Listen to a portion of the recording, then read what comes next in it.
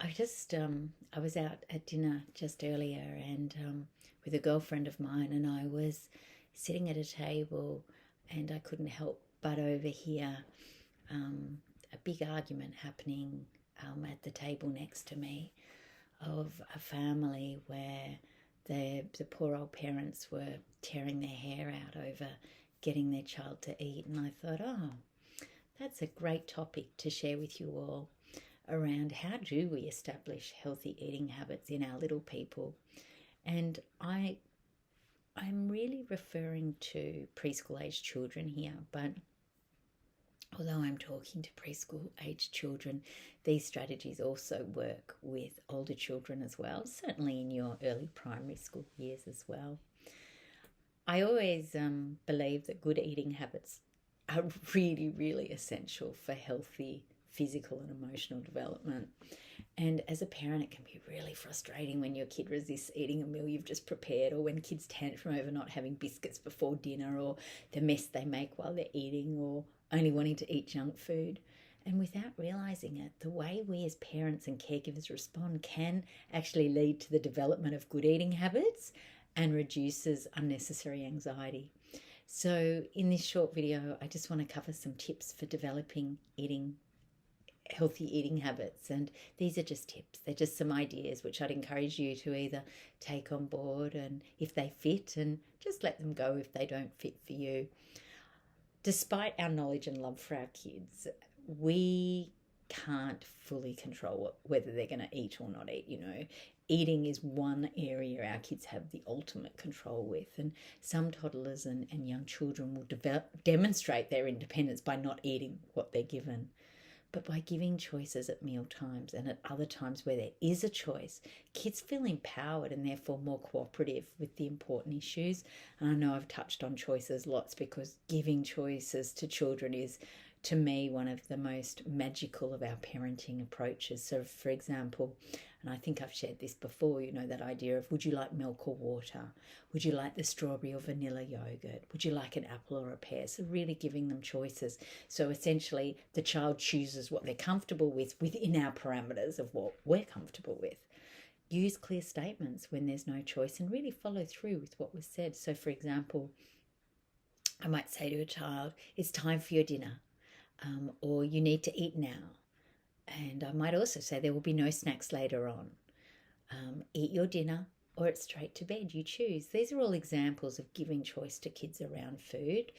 And I love to offer preschool-aged children a real variety of food, knowing that what they're eating is healthy, that they're having lots of water, lots of fresh fruit and veggies, appropriate amounts of carbohydrates, dairy products, and protein. And I always sort of like to remind parents too that kids usually know how much to eat, so forcing and encouraging children to eat are really different concepts. Forcing sounds like, you will stay here until you've finished your dinner. If you don't eat your dinner, you won't be going swimming. Whereas encouraging sounds, you've eaten well today, but you do need to eat your dinner so we have some energy for swimming. You're growing so big and strong, it must be all those vegetables you've been eating. You can feed yourself. You're a big boy now. Would you like some help with those peas? So I'm really encouraging versus that really dogmatic crankiness or pushiness with our child. To encourage eating vegetables, we just got to keep serving them and keep eating them as a family as if it's just a very normal thing to do, which it is, because it's through this persistence that good eating habits will develop. Be really careful not to reward undesirable behaviour. For example, if a child throws a tantrum and says no to the healthy food and then demands sweets, if you give in at this point and hand the sweets to the child, then the child learns to get what they want. They just have to throw a tantrum. So we want to pick our fights. Doesn't matter if they make a mess. Remember that making a mess is not misbehaviour or inconsiderate behaviour. It's very age appropriate in our toddlers and preschool-aged children. Throwing food on purpose because of aggression or attention shouldn't be allowed, and that's not what I'm saying, and we want to manage it accordingly.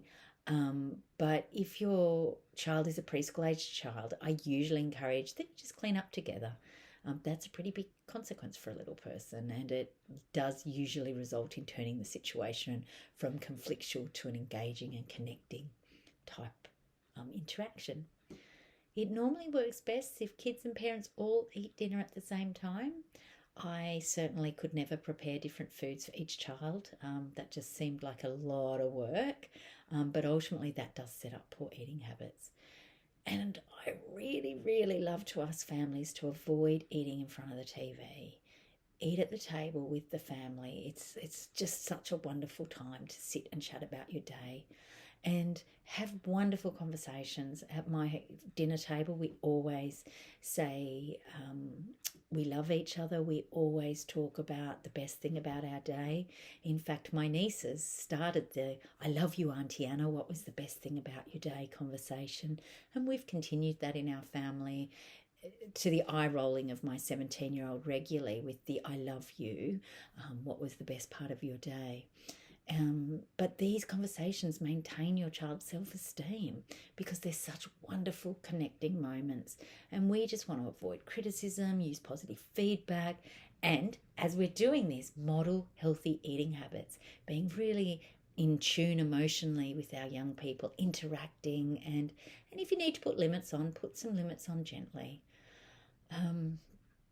With little people, it can be really fun to involve them in gardening for herbs and veggies, and then you're harvesting that stuff together and preparing meals together.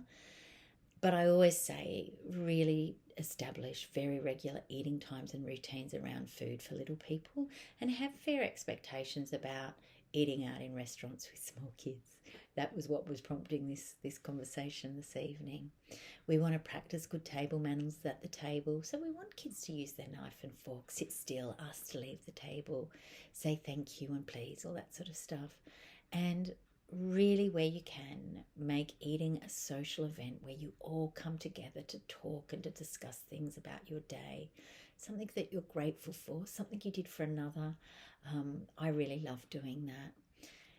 There is some fabulous conversation starters out there that can give you some more great ideas on dinner table chats. And if you need more input, definitely in my book, Parenting Made Easy, The Early Years, there's lots of ideas that will help you with general behavioural management strategies for preschool-aged children. And then I've also got the other two books focusing on middle-aged kids, so your 5 to 12-year-old kids. But you can find all of those on my website. Thanks for subscribing, sharing and watching this, and I look forward to talking to you again.